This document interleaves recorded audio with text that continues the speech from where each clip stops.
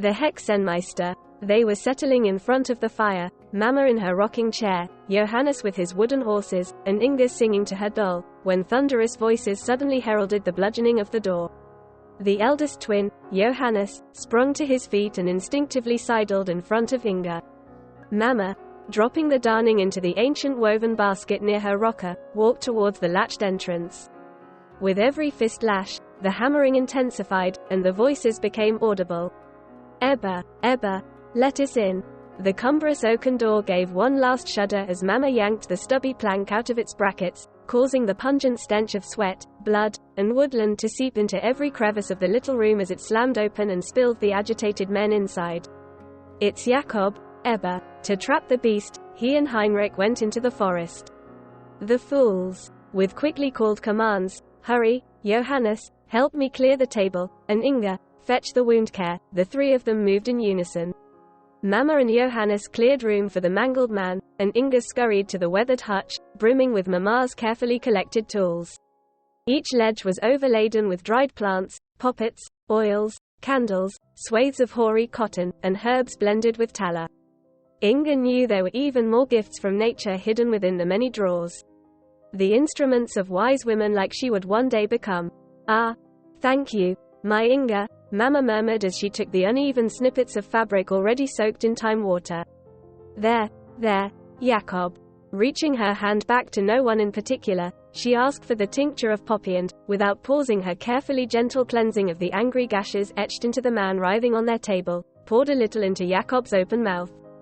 Though there are fewer wounds than I would have expected, he has lost a lot of blood. Here, she gestured to a cleaved muscle near his ribs. And here, another wound is just over there. It's not as profound as the others. Can you save him, Ebba? Mama looked up into the soppy blue eyes, boring holes into her own soft brown orbs, and lifted her bony shoulder almost imperceptibly. Conrad, there isn't any way to know.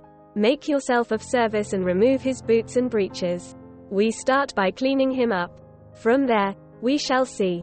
Inga, grab a threadbare blanket to cover Jakob with, and have a thicker woolen quilt ready for after he's all patched. Mama's most valuable possession was ticking away the seconds next to the narrow stairs in the corner that led up to the loft. The men, looming awkwardly over the table, observed her precise and rapid movements as she tended to the patient, with the clock towering above them all. Jakob whimpered as Mama administered more elixir, sending him into another stupor. Tell me, Conrad. Mama glanced up before centering once more on her patient. Where is Heinrich? Johannes and Inga gave each other a look as the men in the room shifted uncomfortably but remained steadfastly silent. I see. Did you retrieve his body for his mother? She will want to bury him in the churchyard. Emmerich cleared his throat and glanced around furtively. Not to be disrespectful, Hexenmeister, but there is something worse than a grieving mother to concern ourselves with. We will leave the sympathies to the womenfolk. The beast did this. There isn't much time. Conrad, Peter, and Nikolaus all exchanged scowls. Their eyes couldn't hide the fact that they were all in agreement. They had to hasten. She looked up again then. The beast, you say? Inga, come here, my flower, and thread this needle for me. Mama ran her eyes over the unconscious frame, laying deathly still, and made a small HMPH as she cleaned the last of the grime from his wounds. And I suppose you think this beast is not a common wolf, am I correct? She found it difficult to hide her opinion from the villagers, who were now going to fear Heinrich would return as something otherworldly on the third night. What common wolf steals children from their beds? Is an earthly wolf capable of rotting our crops in the fields? Everything he touches dies. He moves like a whisper. Conrad stood tall and straight again, his body taking up a prodigious amount of the recently insufficient area of the unpretentious room, and he set his stony stare on the slight woman in front of him. We will leave you to your mysteries, he grunted, derision in every syllable, jerking his scraggly chin towards the door and spurring the others into motion. As the last to pass through the uneven frame of the entryway, he turned and gave a look that spoke as clearly as his parting words. I suggest you save Jakob, Ebba. A witch's worth runs out when she no longer serves a purpose. With the slam of the door, Mama began packing the battered man's wounds with an aromatic salve, the last step of preparation before the needle. Johannes, Inga turned to him. What did he mean by that? His dark eyes regarded her for a moment before he turned to their mother.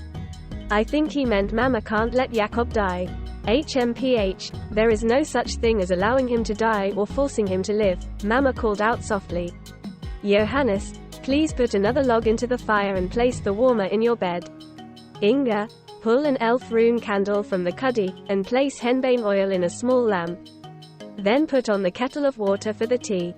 You'll use mostly lavender with a small pinch of mandragora and vervain for Jakob, so he will rest and not tear his wounds open again.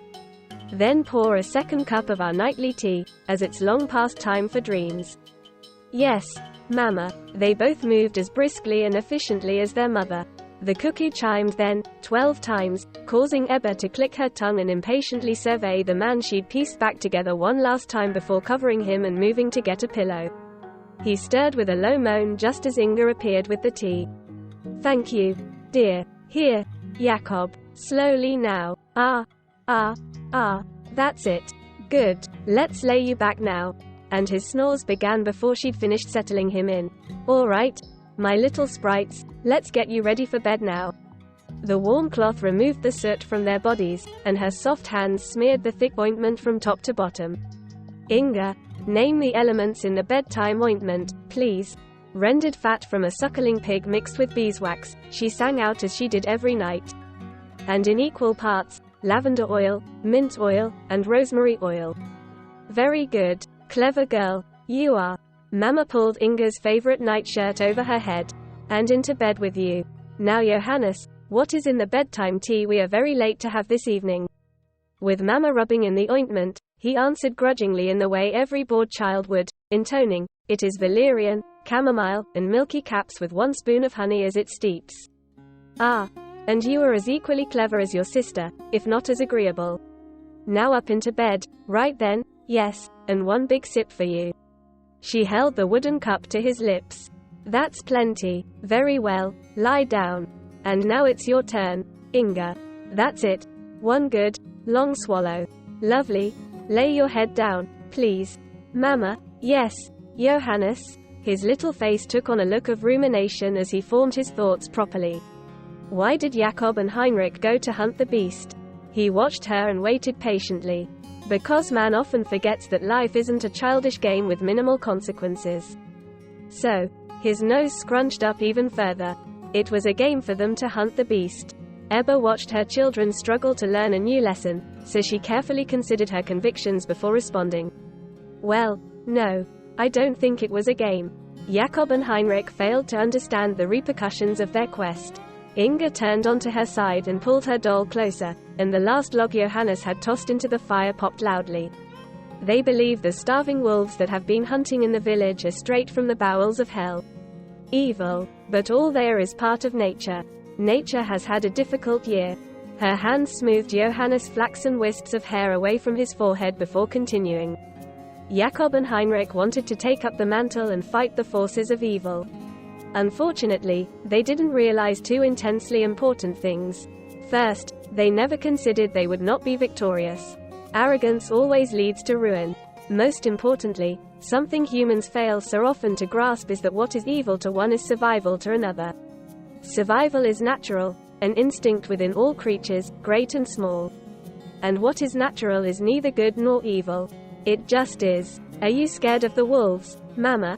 Inga yawned. Her hair fell over her eyes as she squirmed deeper into the covers, and Ebba pushed the golden locks back behind a tiny ear before answering.